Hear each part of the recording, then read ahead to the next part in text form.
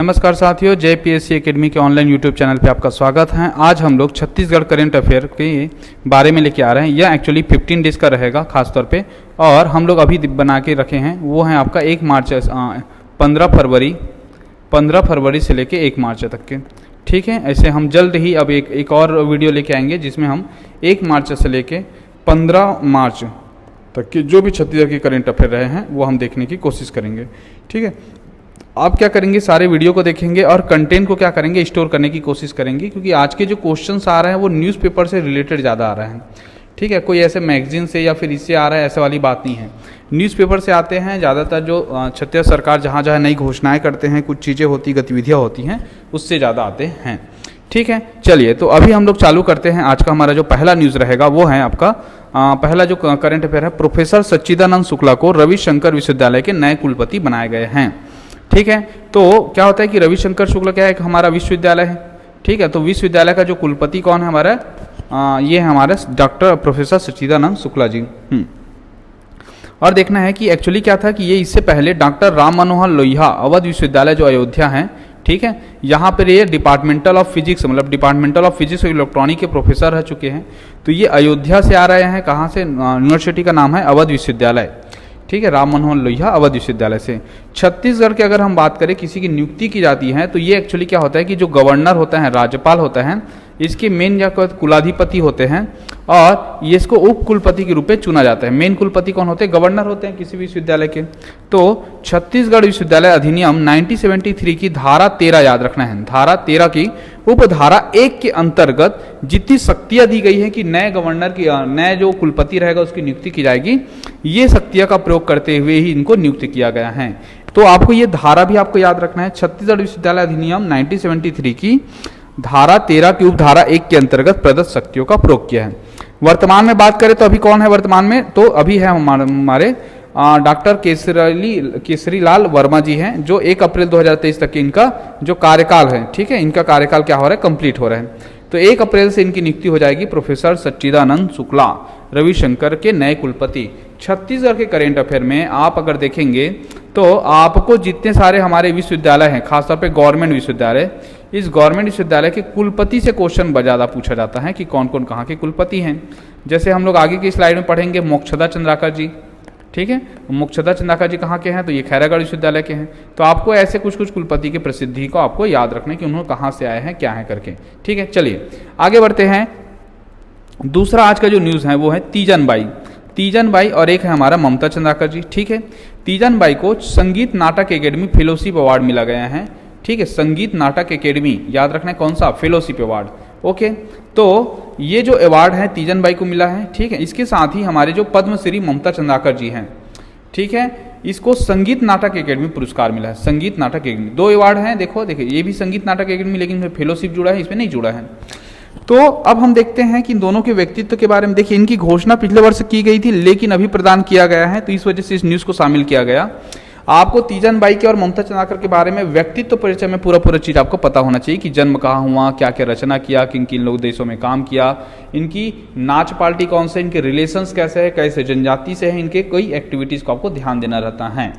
तो सबसे पहले हम बात करते हैं ब्रिजलाल नाना, इसके ब्रिजलाल जो वासी थे, ठीक है, ये नाना थे उनका। ठीक है, और इसके बारे में अभी और थोड़ा देखेंगे। दोनों को बारे में तीजन बाई 13 साल की उम्र में पहला मंच प्रदान किया था इनको, 13 वर्ष की उम्र में पहला मंच प्रदर्शन किया। और इसकी जो पार्टी, जिसकी जो हम बोल सकते हैं पंडवानी पार्टी बोल सकते हैं, इस पंडवानी पार्टी का नाम क्या था, मनमोहना। क्या नाम था, मनमोहना। पहले वेदमती शैली कहा जाता था। पहले क्या होता था कि जब भी हमारा जो पंडवानी शैली चलता था वो बैठ के किया जाता था, एकदम बैठक व्यवस्था में किया जाता था। लेकिन धीरे से क्या किया गया, इसको कापलिक शैली में किया गया। कापलिक शैली क्या होता है बोलेंगे तो आपकी आंगिक चेष्टाएं मतलब आपकी जो शारीरिक हाव भाव हैं वो सारे के सारे क्या होते हैं, दिखते हैं। जैसे गदा को कैसे धारण किया जाता है, ठीक है, भीम चलता कैसा रहा होगा, ये सारा चीज़ों पे आपको क्या करना रहता है, फोकस करते हैं, तब इसे कापलिक शैली बोलते हैं। तो कापलिक शैली में गाने वाली पहली महिला कौन है, तीजन बाई।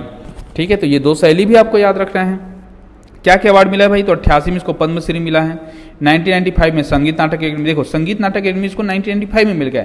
यही अवार्ड ममता चंद्राकर को अभी मिला है। ठीक है, और लेकिन इसका फेलोशिप अवार्ड जो है इस साल दिया गया तीजन बाई को। 3 में इनको कला के क्षेत्र में पद्म भूषण मिला था। 7 में इसको नित्य शिरोमणि अवार्ड मिला है और 19 में इसको पद्म विभूषण मिला है। ठीक है, तो इतना सारे अवार्ड ले चुकी, बस भारत रत्न बचा हुआ है, बाकी सारे अवार्ड मिल चुके हैं तीजन बाई जी को।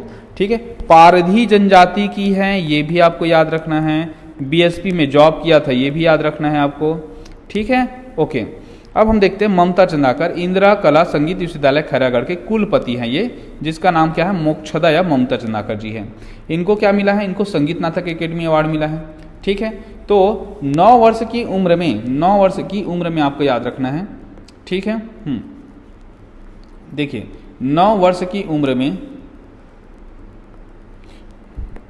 खैरागढ़ के कुलपति हैं। 9 वर्ष की उम्र में यह मंच पर गाना चालू कर दी थी, ये 13 वर्ष की उम्र में था।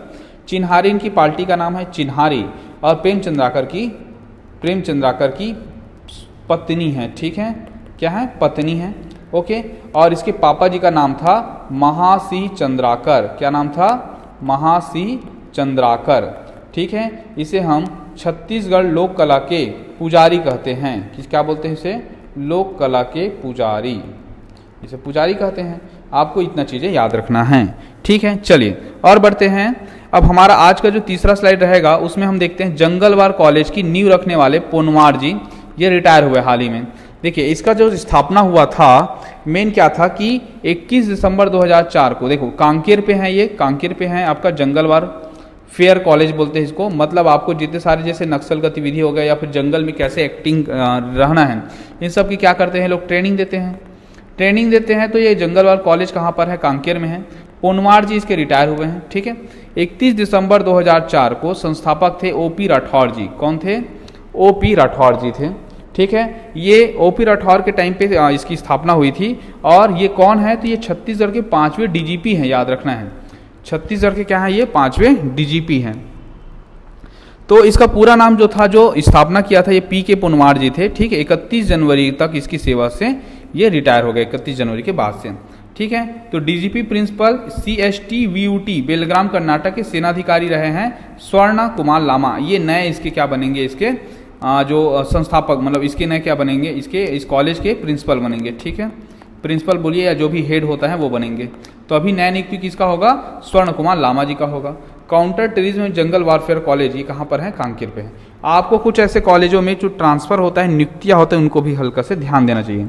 तो जंगल वारफेयर कॉलेज की स्थापना कब हुआ, 21 दिसंबर 2004 को। ठीक है, चलिए और बढ़ते हैं इसी चरण पे। पोलावरम बांध अभी हाल ही में न्यूज में रहा है और हमेशा इनका न्यूज में रहना बनता है। तो इंदिरा डैम, ठीक है, इंदिरा डैम के नाम से जाना जाता है ये एक्चुअली क्या है, गोदावरी नदी पे है। कौन सी नदी पे है, गोदावरी नदी पे है। और गोदावरी नदी पर एक पोलावरम बांध बनाया जा रहा है आंध्र प्रदेश में। कहाँ बन रहा है, आंध्र प्रदेश में बन रहा है। ठीक है, जैसे हम लोग गोदावरी नदी का देखिए, गोदावरी नदी का हम लोग देखते हैं कि एक्चुअली कैसा होता है। देखो ये हमारा कौन सा है, ये हमारा नासिक है, और नासिक में कौन सा है, त्र्यंबकेश्वर की पहाड़ी है, त्र्यंबकेश्वर की पहाड़ी। अब त्र्यंबकेश्वर की पहाड़ी है तो ये क्या होगा, सीधा सीधा ऐसे हो जाते हुए गुजरता है, और यहाँ पे है बे ऑफ बंगाल। ठीक है, बंगाल की खाड़ी में गुजरते हैं। तो ये महाराष्ट्र हो जाएगा, ये महाराष्ट्र हो जाएगा। महाराष्ट्र के साइड में क्या पड़ जाएगा, हमारा CG पड़ जाएगा। ठीक है, CG पड़ जाएगा। ये आंध्रा है और ये क्या है अपना उड़ीसा। देखो महाराष्ट्र पूरा महाराष्ट्र, ठीक है, ये CG, ये उड़ीसा और ये आंध्रा। तो यहाँ के आसपास ना उड़ीसा, छत्तीसगढ़, ये जो बाउंड्री है, यहाँ पे एक्चुअली बना हुआ है डैम, यहाँ पे डैम बना हुआ है। अब ये जो डैम है ये हम लोग बोलते हैं पोलावरम बांध। तो इसमें उड़ीसा के भी बहुत सारे गांव आते हैं, प्लस सुकमा के भी बहुत गांव आ रहे हैं, प्लस आंध्र तो पूरा आ ही रहा है। तो जब ये तीनों स्थिति हैं तो क्या हो रहा है कि यहाँ पे हमारे जो सुकमा के बहुत सारे गांव डुबान क्षेत्र में आ जाते हैं, और डुबान क्षेत्र में आ जाता है तो कहीं ना कहीं लेकिन हमें फायदा डायरेक्ट नहीं हो रहा है। तो आदिवासियों को क्या करना पड़ रहा है, विस्थापित करना पड़ रहा है, आदिवासियों को विस्थापित करना पड़ रहा है। और यही विस्थापित के कारण, ठीक है, ये विवाद का विषय बना रहता है। तो चलिए हम देखते हैं, टोटल 45.7 मीटर जल की भराव की स्थिति सुकमा जिले में है। सुकमा जिले के अगर हम लोग बात करें 27.1 हेक्टेयर जमीन, 27.1 हेक्टेयर जमीन में टोटल 12 गांव आते हैं। कितने गांव आते हैं, 12 गांव। और ये 12 गांव क्या हो रहा है, इसके डुबान क्षेत्र में आ रहे हैं, मतलब ये 12 गांव डूब जाएंगे। और छत्तीसगढ़ को इससे डायरेक्ट प्रत्यक्ष रूप से कोई फायदा नहीं हो रहा है फिलहाल तो। और इससे क्या हो जाएगा, तो 13,282 लोग, बहुत इंपॉर्टेंट है, 13,282 जो आदिवासी हैं, इनके घर को क्या किया जाएगा, विस्थापित किया जाएगा, प्रवासित किया जाएगा। ठीक है। तो ये जो घर उजड़ जाएंगे, इसीलिए क्या हुआ कि छत्तीसगढ़ सरकार भी अपील कर रहा है कि इसको थोड़ा से और पुनर्विचार किया जाए करके। तो सुप्रीम कोर्ट में केंद्र सरकार का सुप्रीम कोर्ट ने क्या कहा है कि केंद्र सरकार का पक्ष हम सुनते हैं, ठीक है, कि सेंट्रल गवर्नमेंट क्या करने थे इस मुद्दे पर। उड़ीसा व आंध्र व छत्तीसगढ़ के सुकमा जिले के डुबान एरिया पे हैं। तो देखो ये कहाँ पे हैं, उड़ीसा पे भी आता है, आंध्र प्रदेश भी आते हैं और छत्तीसगढ़ के सुकमा जिले में भी इसका जो पर्टिकुलर जो एरिया है, जो बांध है, वहाँ पे कवर होता है, ठीक है। तो आपको क्या करना है, ऐसे जो बड़े बड़े हाईलाइट मुद्दे हैं, ठीक है, हाईलाइट मुद्दे जैसे कि आपको मैं बता रहा हूँ, एक महानदी है, ठीक है। अब महानदी विवाद है तो आपको हमेशा प्री हो गया, मेंस हो गया, इंटरव्यू हो गया, कोई भी एग्जाम हो गया, जनरली यहाँ से क्वेश्चन बनेगा कि कौन से कमेटी गठित किए हैं, कौन से जज के निरीक्षण में सुनवाई हो रहा है, ऐसा। पोलावरम विवाद हो गया, या हमारे यहाँ क्या हो गया कि धर्म परिवर्तन हो गया तो उसके लिए कोई कमेटी गठित करता है, तो या कोई नक्सली हमला हो जाता है उसके लिए कोई कमेटी गठित करता है। तो ये सारी चीज़ों पे आपको क्या करना है, एक एस्पिरेंट के रूप में आपको नज़र रखना है, और ये जो नज़र रहेगा आपको कहीं ना कहीं करेंट अफेयर को स्ट्रॉन्ग करेगा, ठीक है। चलिए तो आगे बढ़ते हैं। आगे का हमारा जो न्यूज़ है 6वें नंबर, बहुत ज़्यादा इंपॉर्टेंट है छत्तीसगढ़ में बेरोजगारों के लिए, कि अभी हाल ही में 4 मार्च को बजट प्रस्तुत किया गया, और 4 मार्च को जब बजट प्रस्तुत किया गया तो ये घोषणा की गई कि हर माह 2500 रुपये, जो सबसे ज़्यादा हाईलाइट न्यूज़ था, 2500 रुपये आपको भत्ता मिलेगा हर महीना मिलेगा, सालाना नहीं मिलेगा, ठीक है। और ये लागू कब से होगा, 1 अप्रैल से लागू होगा, ये योजना 1 अप्रैल से लागू होगा, ठीक है। ये एक्चुअली क्या था कि पिछले वर्ष के जो 5 साल के जो हमारे जो बोलते हैं बजट मैनिफेस्टो या फिर चुनाव मैनिफेस्टो का ये घोषणा था कि बेरोजगारों को बेरोजगारी भत्ता दिया जाएगा, उसका घोषणा इंप्लीमेंट इस साल देखने को मिलेगा। पहले अब इसके लिए क्या पात्रता है या फिर कौन लोग इसके अप्लाई कर सकते हैं, तो जिसका रोजगार कार्यालय में 2 साल पहले का रजिस्ट्रेशन हो चुका है, ठीक है, मतलब 2 साल पहले आप रोजगार कार्यालय, अपने जो जिले स्तर में रोजगार कार्यालय होता है वहां पे आपको रजिस्ट्रेशन कराना पड़ेगा कि हाँ मैं 12वीं पास हो चुका हूं, मैं ग्रेजुएशन हो चुका हूं, मैं पोस्ट ग्रेजुएट हो चुका हूं, ठीक है। ये पंजीयन बहुत जरूरी रहेगा। 12वीं उत्तीर्ण होना जरूरी है, 12वीं से नीचे वाले को नहीं मिलेगा, एक बात। दूसरी बात, आपको अप्लाई कहाँ करना है, तो जनपद पंचायत और नगरीय निकायों में जमा करने होंगे आपके आवेदन को, ठीक है। कहाँ करना है, जनपद पंचायत या नगरीय निकाय में। और टोटल कितना भार व्यय होगा, तो इसमें 450 करोड़ का अनुमानित भार होगा। 450 करोड़ इस साल इसमें खर्चा आएगा, जितने लोग अनुमान लगा रहे हैं कि हाँ इतने लोग हैं जो रियल में पात्र होंगे। और भी बहुत सारे टर्म्स कंडीशन है, बट अभी तक के क्लियर नहीं हुआ है, इस वजह से अभी हम इसको बहुत ज़्यादा घोषणा या फिर बहुत ज़्यादा इसके बारे में डिस्कस नहीं करेंगे, क्योंकि अभी तक की इसकी जो औपचारिक शुरुआत बस हुई है, ज़्यादातर इसका प्रोविज़न है, क्लॉज है, ये सब नहीं आए हुए हैं, ठीक है। आगे देखते हैं 7वां नंबर का हमारा जो ये न्यूज़ बनेगा, ठीक है, ये 6वां ये 7वां हो जाएगा। तो छत्तीसगढ़ में 1 वर्ष में कुपोषण की दर में 2.1% की कमी आई है। अभी हाल ही में क्या हुआ है कि वजन त्योहार का रिपोर्ट आया है, ठीक है। और वजन त्योहार क्या होता है, तो वजन त्योहार होता है कि आपको क्या करते हैं, प्रत्येक महीने की 7 तारीख को, ठीक है, जिस दिन बाजार लगता है उस दिन क्या करते हैं, उस बच्चे का वजन चेक किया जाता है, उस बच्चे का स्वास्थ्य चेक किया जाता है, वजन के साथ साथ उसको स्वास्थ्य, कुपोषण की स्थिति चेक किया जाता है, ठीक है, इसमें वजन भी आ जाता है। तो ये जब त्यौहार मनाते हैं तब इसकी रिपोर्ट आई, तब हमें पता चला, क्या पता चला, वजन त्यौहार 2022 के आंकड़े जारी किए गए, जिसमें कुपोषण की दर में 2.1% की कमी आई है, बोल रहे हैं कितना, 2.1% की कमी आई है। अब देखते हैं कि कुपोषण की दर कितना परसेंट हो गया, तो 17.76%। याद रखना है हर साल के एग्जाम में डाटा से 7 से 8 क्वेश्चन आ रहे हैं और ऐसी रिपोर्ट आते हैं, स्वास्थ्य की रिपोर्ट आते हैं। देखो क्या क्या चीजें आपको लेके चलना है, ठीक है, मैं आपको बताता हूं। देखो रिपोर्ट, सबसे पहले आपको छत्तीसगढ़ से कौन कौन सी रिपोर्ट लेके चलना है आपको ब्रीफ करता हूं। सबसे पहले आपको कोई भी स्वास्थ्य का रिपोर्ट आता है छत्तीसगढ़ में, चाहे आपका नेशनल हेल्थ फैमिली स्कीम हो गया या वजन त्योहार हो गया या कुपोषण से रिलेटेड हो गया, कोई भी रिपोर्ट। दूसरा आपका राशन कार्ड रिपोर्ट हो गया। तीसरा आपका धान खरीदी रिपोर्ट हो गया, ठीक है। चौथा आपका इकोनॉमिक सर्वे हो गया, इकोनॉमिक सर्वे से सारे आंकड़े आपको पता होना चाहिए, ठीक है। बजट के आंकड़े आपको पता होना चाहिए। उसके बाद कृषि संगणना पता होना चाहिए, कृषि संगणना पता होना चाहिए, पशु संगणना पता होने चाहिए। ये सारे चीजें हैं, जैसे कि वन रिपोर्ट पता होना चाहिए, फॉरेस्ट रिपोर्ट पता होना चाहिए। ऐसे ये सारे रिपोर्ट जो होते हैं, ये रिपोर्ट के आंकड़े बहुत ज़्यादा इंपॉर्टेंट होते हैं हमारे प्री के एग्जाम के लिए, मेंस के एग्जाम के लिए, इंटरव्यू के लिए, ठीक है। तो ये आपको अभी से तैयारी करना है अगर आप अगले साल की प्री की तैयारी कर रहे हैं या फिर और कोई एग्जाम की तैयारी कर रहे हैं तो, ठीक है। चलिए तो हम टॉपिक में आते हैं पुनः। अब मैं बात करता हूँ कि 17.76% तक की कुपोषण की दर पहुंच चुकी है, ठीक है। महिला एवं बाल विकास विभाग द्वारा वजन त्योहार मनाया जा रहा है। 2019 की बात करूं तो 23%, 23.37% के आसपास कुपोषण का रेट था, ठीक है। ये घट के 19% हो गया कब, 21 में, ठीक है। तो ये हुआ कितना, 4% कम हुआ। फिर उसके बाद 23 में बात करते तो 17% हो गया। टोटल मिला के यही 3 सालों में बात करें तो 5.61% की कमी आई है। कितना कमी आई है 3 सालों में, 5.61% की। ठीक है, वजन तो यार टोटल 33 जिलों में किया गया, जितने जिले थे। लगभग कितने लोग का किया गया, तो 23,79,000 बच्चों का किया गया। 23,79,000 बच्चों का। इनमें से ये पाया गया कि 19,56,000 मतलब मोटा मोटा 19.5 लाख जो बच्चे थे वो सामान्य बच्चे पाए गए, उसको कुपोषण नहीं था। लेकिन जो 4,22,000 बच्चे थे इसको कुपोषित पाए गए, 4,22,413 बच्चे। और इसी में से 4 लाख में से ना लगभग 86,000 जो बच्चे गंभीर कुपोषण की स्थिति में हैं, बोल रहे हैं। ठीक है, तो गंभीर कुपोषण की स्थिति में है 86,000 बच्चे, और 3,35,000 जो हैं ये मध्यम कुपोषण पे। ठीक है, तो हमने कुपोषण को 2 कैटेगरीज में किया है, एक गंभीर कुपोषण और मध्यम कुपोषण। मध्यम कुपोषण में आपको देखने को क्या मिलेगा, आपको देखने को मिलेगा ठीक है, मध्यम कुपोषण में देखने को मिलेगा कि 4,22,413 बच्चे कुपोषित पाए गए, और 86,000 जो बच्चे हैं वो गंभीर कुपोषण की स्थिति में इनमें से, और बाकी को जो 3,35,000 है वो मध्यम कुपोषण में है। तो इसको आपको ऐसे करके सारा चीज़ों को याद रखना है। 23,80,000 टोटल बच्चे, 19 लाख नॉर्मल बच्चे, 19.5 लाख, 4,22,000 कुपोषित, 86,000 गंभीर कुपोषित, और 3,35,000 मध्यम कुपोषित हो गए। ठीक है, चलिए और आगे बढ़ते हैं। पीएम पोषण अभियान। पीएम पोषण अभियान क्या है, इसका पूर्व नाम क्या था, तो ये था मिड डे मील था। मिड डे मील मध्याह्न भोजन योजना, ये बहुत पहले से चल रहा था। कब से चल रहा था, 95 से चल रहा था। तमिलनाडु से शुरुआत हुआ था, 15 अगस्त 1995। डेट भी पूछता है एडीओ के एग्जाम में। तो मध्याह्न भोजन में शामिल होना, अब क्या होगा कि मिड डे मील में जो इसका नाम हमने इस पिछले साल ना पीएम पोषण अभियान रखा गया, उसमें ये पाया गया कि अब हम मिलेट प्रोडक्ट जितने सारे होते हैं, हमारे जो मोटे अनाज के प्रोडक्ट होते हैं, उनको हम शामिल करेंगे।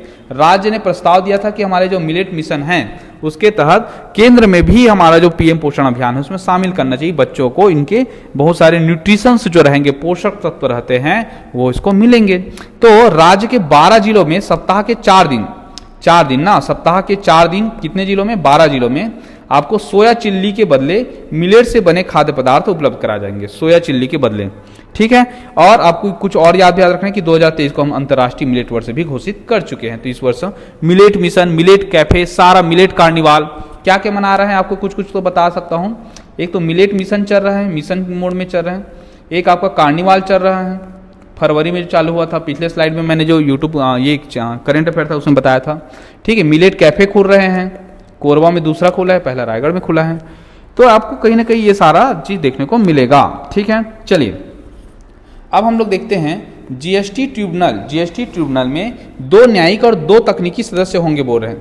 जीएसटी ट्रिब्यूनल क्या है भाई, तो देख लेते हैं। देखो जीएसटी ट्रिब्यूनल क्या होता है, तो आपको याद रखना 279C या 279A के तहत जीएसटी ट्रिब्यूनल की बात की गई है, जिसके तहत विवादों का समाधान किया जाएगा। विवादों का समाधान किया जाएगा। कहाँ पे विवाद होगा, तो जीएसटी काउंसिल पे विवाद होगा। जीएसटी काउंसिल पे विवाद होगा तो किस किस के मध्य विवाद हो सकता है, केंद्र और राज्य के मध्य हो सकते हैं। तो इसके लिए हमने क्या बनाया, ट्रिब्यूनल बनाया है, ताकि बहुत ज्यादा दिन लड़ाई न चले। ट्रिब्यूनल मतलब न्यायाधीकरण। तो इसमें अगर हम लोग बात करें, तो इसमें हम लोग बात करें, जैसे कि हम लोग बात करते हैं,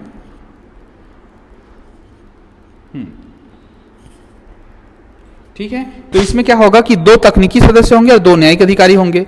केंद्रीय वित्त और कॉर्पोरेट कार्य मंत्री निर्मला सीतारमण की अध्यक्षता में जीएसटी की बैठक हुई, और यह प्रस्ताव टीएस सिंहदेव द्वारा दिया गया था कि जीएसटी जो वाणिज्यिक मंत्री छत्तीसगढ़ के, जीएसटी वाणिज्यिक मंत्री कौन है, हमारे टीएस सिंहदेव है। देखो जीएसटी में 3 सेक्शन होते हैं ना, याद रखना है, जीएसटी में 3 सेक्शन होते हैं। आगे एक स्लाइड में बता देता हूँ। एक जीएसटी को हम लोग बोलते हैं वाणिज्यिक मंत्री, वाणिज्यिक मंत्रालय, इसका हेड कौन है, तो टीएस सिंहदेव है। एक होता है आबकारी होता है जीएसटी में, इसका कौन है, तो सुकमा है, कवासी सुकमा जी हैं। ठीक है, कवासी लखमा जो कि हमारे बस्तर से माननीय विधायक जी हैं, उद्योग मंत्री हैं। ठीक है, और एक होता है राजस्व, जीएसटी राजस्व करके जयसी अग्रवाल जी हैं, जयसी अग्रवाल हैं। ठीक है, तो ये 3 अलग अलग एंगल से आपको जीएसटी को जानना है। चलिए, तो ये हो गया हमारा। आगे हम लोग देखते हैं रीवा में ना, रीवा कहाँ पर है, आरंग पे है। तो आरंग के रीवा में अब भाभा एटॉमिक रिसर्च सेंटर की मदद से ग्रामीण तकनीकी केंद्र खुलेगा। तो ग्रामीण तकनीकी केंद्र ये कहाँ पर है, मुंबई पे है, भाभा ना, BARC बोलते हैं इसको, बार्क। तो ये इसके मदद से हम क्या खोल रहे हैं, ग्रामीण तकनीकी केंद्र खोल रहे हैं। ठीक है, विलेज टेक्नोलॉजी सेंटर। युवाओं को रोजगार व्यवसाय जोड़ने की पहल की जाएगी। इंदिरा गांधी कृषि विश्वविद्यालय के मुख्य ग्रामीण तकनीकी मेन जो ग्रामीण तकनीकी केंद्र कहाँ पर होगा, इंदिरा गांधी में होगा, और बाकी जगह अलग अलग जगह रीवा में होगा। ठीक है, और ये सारा चीज डिसाइड कहाँ पर हुआ, राज्य योजना आयोग की बैठक में हुआ। राज्य योजना आयोग के अध्यक्ष कौन होते हैं, आपको याद होना चाहिए, तो कौन होते हैं, सीएम होते हैं। और उपाध्यक्ष कौन होते हैं, तो उपाध्यक्ष कौन होते हैं, अजय सिंह होते हैं, अजय सिंह जी। ठीक है, अजय सिंह जी इसके उपाध्यक्ष हैं। ठीक है, तो ये अभी आपको याद रखना है। चलिए 8वां पढ़ लेते हैं हम लोग। ये देखते हैं, राजस्थान के कोटा में विद्यार्थियों के लिए हॉस्टल बनाएगी सरकार।